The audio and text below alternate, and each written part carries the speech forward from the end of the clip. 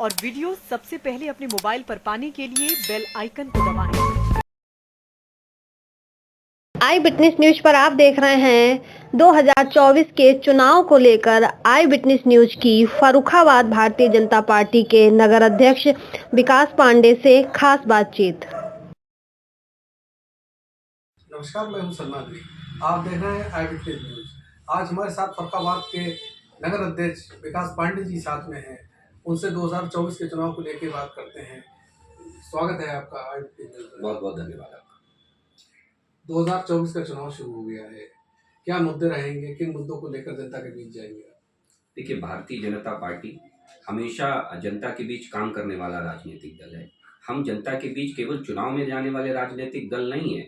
जनता के बीच हम मुद्दे नहीं, विकास लेकर के जा रहे हैं। और जो विकास भारतीय जनता पार्टी ने जनता को करके दिया है, चाहे आज देख लीजिए कि मेट्रो का जाल बिछ रहा है। मेट्रो पहले जहां 5-6 शहरों में चला करती थी, आज 2 दर्जन शहरों में मेट्रो चल करके तैयार हो रही है। देश के ये बड़ी उपलब्धि है। आज देश में दूने से भी ज़्यादा यूनिवर्सिटी हो गई हैं 2014 के परिप्रेक्ष्य में अगर बात करें। आज देश के अंदर दूने से भी ज़्यादा हाईवेज हमने डेवलप करके दिए। जहां पहले देश में 13 किलोमीटर प्रतिदिन हाईवे बना करते थे, आज दूने से भी ज़्यादा लगभग 37-38 किलोमीटर प्रतिदिन हाईवे बन रहे हैं देश के अंदर। तो डेवलपमेंट भारतीय जनता पार्टी के विकास मॉडल पर हम जनता के बीच जा रहे हैं वोट मांगने के लिए।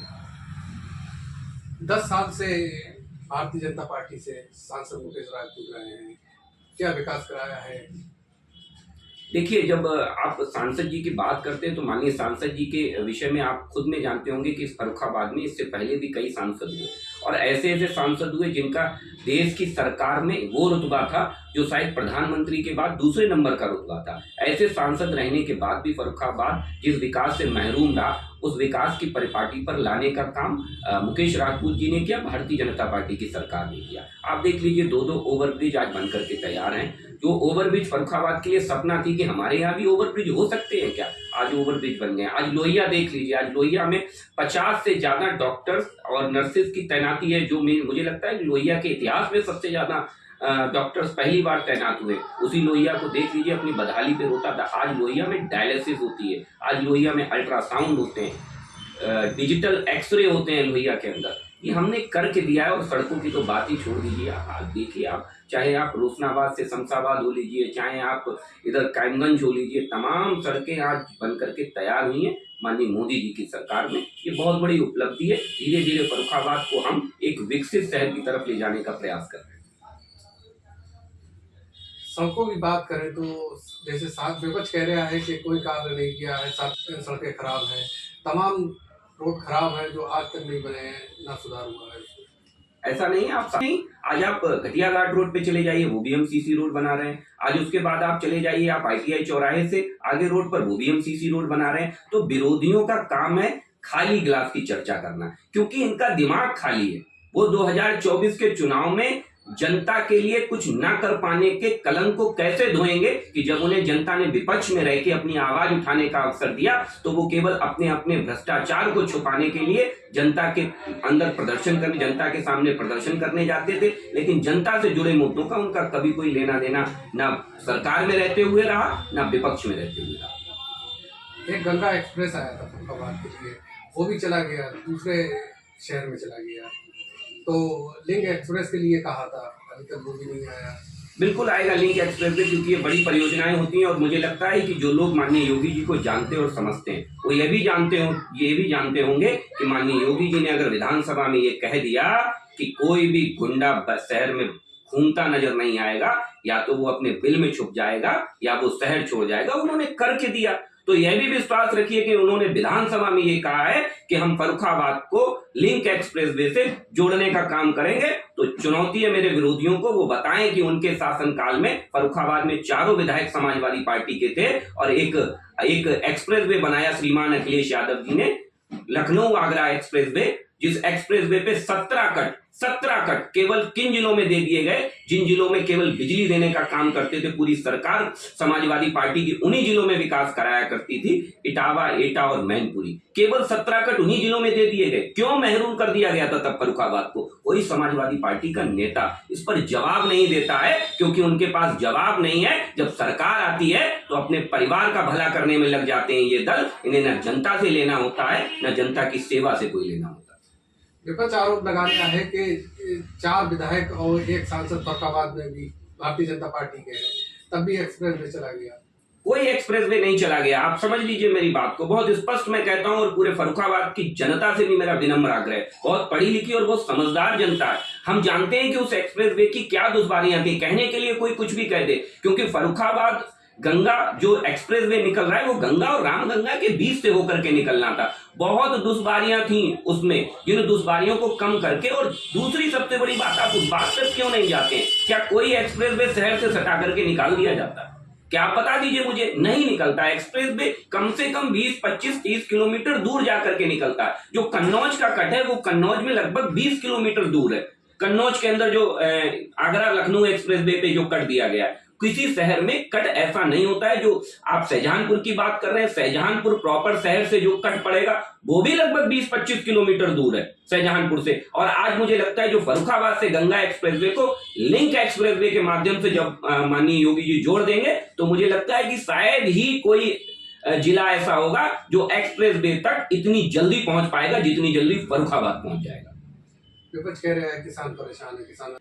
किसान किनकी सरकारों में परेशान था, ये जरा आप उठा करके देख लीजिए। कभी नहीं बताएंगे कि जिनकी सरकारों में आप 2014 में गेहूं का समर्थन मूल्य 1365 रुपए था, आज 2400 रुपए गेहूं का समर्थन मूल्य। केवल 10 सालों में हमने 70% से ज्यादा मूल्य वृद्धि करके दी। आज हम किसान को 2000 रुपए तिमाही के हिसाब से 6000 रुपए किसान सम्मान निधि दे रहे हैं। क्या समझ में आएगा उस विपक्ष को जो एक तरफ तो किसान कर्जे के नाम पर बैंकों का एनपीए माफ कर देता था और किसान के हाथ में वही जीरो आता था। तो किसानों को छलने वाले लोग आज किसान के कंधे पर बंदूक रख करके जो चलाने का प्रयास कर रहे हैं वो नहीं चलेगी। माननीय मोदी जी ने किसानों को केंद्र में रख के कई योजनाएं, सॉइल टेस्टिंग पहली बार हो रहा है देश में, पहली बार सबसे ज्यादा हेक्टेयर उपजाऊ भूमि बनाने का काम माननीय मोदी जी की सरकार में हुआ है। आज सोलर पंप की बात कर लीजिए, हम सोलर पंप दे रहे हैं जिससे कि आप किसान अपनी बगैर किसी निर्बाध बिजली की समस्या के या किसी भी प्रकार की समस्या के निर्बाध अपने खेतों में पानी दे सके। तो तमाम ऐसी योजनाएं हैं जो किसानों के कल्याण के लिए माननीय मोदी जी, माननीय योगी जी चला रहे हैं। विपक्ष अपनी बताता क्यों नहीं है? इस देश में 50 साल सरकार चलाने वाले, उत्तर प्रदेश के अंदर 15-15 साल सरकार में रहने वाले, बुआ और बबुआ और पिता पुत्र की जोड़ी और भाई भाई की जोड़ी, ये बताने को तैयार नहीं है कि उन्होंने इस उत्तर प्रदेश को, इस देश को दिया क्या। कोई इस पर जवाब नहीं देने को तैयार है। माननीय अमित शाह जी ने स्पष्ट रूप से कहा है कि आप चर्चा कर लीजिए अपने 50 साल और हमारे 10 साल। हम तो कह रहे हैं आप 50 की तुलना कर लीजिए और हमारे 10 साल की तुलना कर लीजिए। मेरा आग्रह है आपके माध्यम से समाजवादी पार्टी के सारे नेताओं को मैं चुनौती देता हूं कि वो अपने 15 साल के शासन की और हमारे 6.5-7 साल के शासन की चर्चा कर लें, जिस मंच पे चाहे चर्चा कर लें। भारतीय जनता पार्टी ने एक नारा दिया है, अब की बार 400 के पार, तो विपक्ष कह रहा है कि 2.5 से 3 लाख उल्टा होगा। ये भारतीय जनता पार्टी जब नारा देती है तो वो जनता का नारा बन जाता है। आप मोदी को, देश के प्रधानमंत्री को नीच कहोगे, आप देश के प्रधानमंत्री को कहोगे कि उसका कोई परिवार नहीं है, उस व्यक्ति से कहोगे जिसने 140 करोड़ देशवासियों को हमेशा अपना परिवार माना। जब गुजरात की सेवा की तो उसने गुजरात के 4.5-5 करोड़ लोगों को अपना परिवार माना। तो उस व्यक्ति से आप ये कहते हो कि उसका परिवार नहीं है। इन्हें शर्म में डूब मरना चाहिए, क्योंकि जनता उसकी आवाज बनती है और जनता पे हमें विश्वास होता है। ये परिवारवादी लोग हैं, इन्हें परिवार के नाम पर केवल पिता, पुत्र, बहू, बेटे नजर आते हैं, जबकि हमारा परिवार है वसुधैव कुटुंबकम का। हमारे परिवार में आप भी आते हैं, हमारे परिवार में पूरा देश आता है। हम जब परिवार की बात करते हैं, हमारा मुखिया जब परिवार की बात करता है, तो उस परिवार में पिछड़े, दलित, अल्पसंख्यक, अगड़ा, पिछड़ा, अति पिछड़ा, बहुसंख्यक सब आते हैं उस परिवार में। लेकिन इनकी परिभाषा ही खोखली है, क्योंकि ये चुनाव से पहले जागते हैं और चुनाव के बाद सो जाते हैं। विपक्ष कह रहा है कि भारतीय जनता पार्टी नारों की पार्टी है, इनके पास है कुछ नहीं।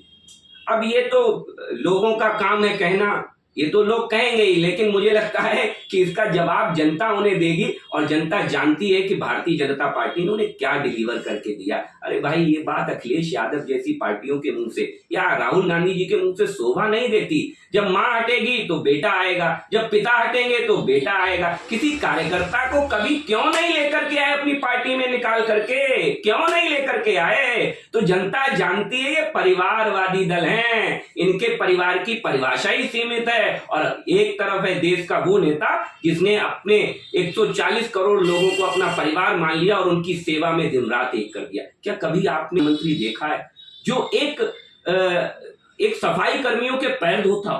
कभी देखा है आपने ऐसा प्रधानमंत्री? क्या कभी ऐसा प्रधानमंत्री देखा है कि जो अपनी गरीब माओ के आंसुओं का ख्याल रखता हो और सबको सिलेंडर देने का काम करता हो? जब वो एक प्रधानमंत्री आवास योजना के गरीब व्यक्ति के घर जाता है तो उसके साथ बैठ करके चाय पीता है। कभी देखा है ऐसा प्रधानमंत्री? आपने वो प्रधानमंत्री देखे हैं जो पिता पुत्र की उंगलियों पे नाचते थे। आपने वो नेता देखे हैं कि जो अपने पिता के हाथ से माइक छीन लिया करते थे। आपने वो पिता देखे हैं जिस पिता की विरासत उसके भाई को मिलनी चाहिए थी और वो अपने पिता की विरासत कब्जा कर लेता है। तो कब्जा वाले लोग हैं ये दल, चाहे अपनी सरकार में आने के बाद लोगों की जमीनें कब्जा कराने की बात हो और चाहे अपने चाचा की विरासत डकार लेने की बात हो, ये कब्जे करने वाले लोग राजनीतिक दल हैं। इनके पास कोई जनता का जनाधार बचा नहीं है। तुष्टीकरण की राजनीति एकमात्र अब इनका आधार बची है। जनता इस बार उसे भी तिलांजलि देने जा रही है। फर्रुखाबाद से जनता कितने आपके सपोर्ट में है? भारतीय जनता पार्टी आज की डेट में हमें हराने के लिए 8.5 लाख से ज्यादा वोट अगर कोई ला सकता होगा तो वही हरा पाएगा। और ये यथार्थ में आप जान रहे हैं कि 8.5 लाख छोड़िए, आज जो विपक्षी दल हैं वो अपनी जमानत बचा ले जाए। मुझे लगता है कि इस बार जमानत की अगर आप बात करेंगे तो भारतीय जनता पार्टी प्रचंड बहुमत के साथ फर्रुखाबाद में जीत रही है, क्योंकि हमारा सिद्धांत, हमारा मूल, हमारा नीति, हमारा नियत, हमारा नेतृत्व बहुत ईमानदार है और बड़ी कर्मठता से काम करता है। मैं फिर फर्रुखाबाद की जनता से आग्रह करूंगा, ऐसा जनप्रतिनिधि चुनिए जो परमानेंट आपके बीच रहता हो। कहीं ऐसा ना हो कि ऐसा जनप्रतिनिधि आपके यहां से चुनकर के धोखे से चला जाए कि जो लखनऊ में अपना क्लिनिक चलाए और फर्रुखाबाद की जनता को यहां बीमार छोड़ दे। तो ये थे हमारे साथ भारतीय जनता पार्टी से नगर अध्यक्ष विकास पांडे जी। देखते रहिए आई विटनेस लाइव न्यूज। उम्मीद है आपको हमारी ये खबर पसंद आई होगी। आप इसे लाइक करिए, अपने दोस्तों के साथ शेयर करिए और उस पर कमेंट करिए। अगर आप पहली बार हमारे चैनल से जुड़े हैं तो चैनल को सब्सक्राइब करना मत भूलिए। यही निवेदन आपसे है।